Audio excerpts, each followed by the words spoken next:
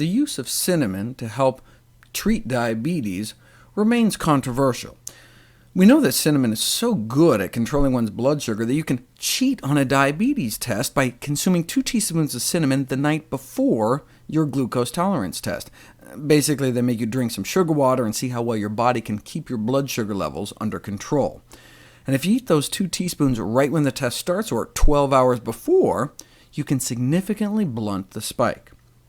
A half teaspoon of cinnamon does not seem to be enough, but about a teaspoon a day does appear to make a significant difference. A review of the best studies done to date found that the intake of cinnamon by type 2 diabetics or prediabetics does lower their blood glucose significantly. So what's the controversy? Well, as I described before, cassia cinnamon, also known as Chinese cinnamon, or probably what you're getting at the store if it just says cinnamon, contains a compound called coumarin, which may be toxic to the liver in high enough doses. Originally, the concern was mainly for kids during Christmas time, where they might get an above-average exposure, but more recently some researchers suggested that kids just sprinkling some cassia cinnamon on their oatmeal a few times a week might exceed the recommended safety limit. The bold values here are above the recommended upper limit. For little kids, just a quarter teaspoon of cinnamon a few times a week may be too much, and if you're eating that cinnamon-sprinkled oatmeal more than every day, even adults can bump up against the limit. So a teaspoon a day of cassia cinnamon might be too much for anyone.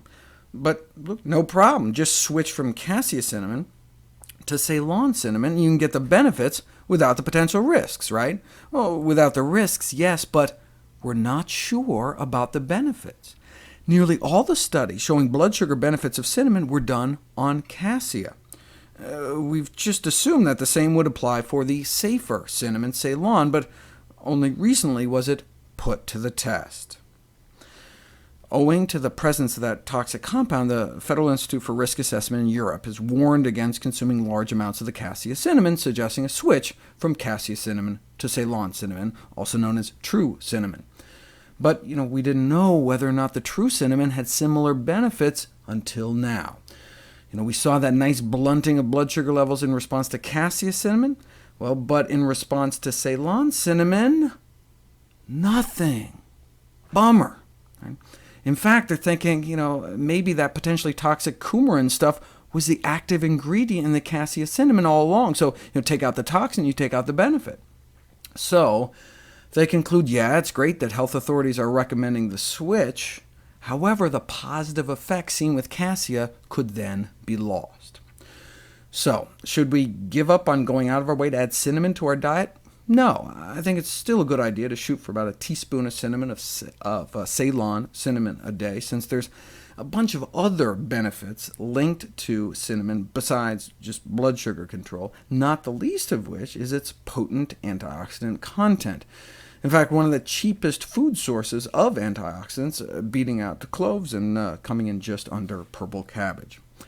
But cinnamon can no longer be considered a safe and effective treatment for diabetes. Either you're using cassia cinnamon and it's effective but may not be safe, or using Ceylon cinnamon, which is safe but does not appear effective.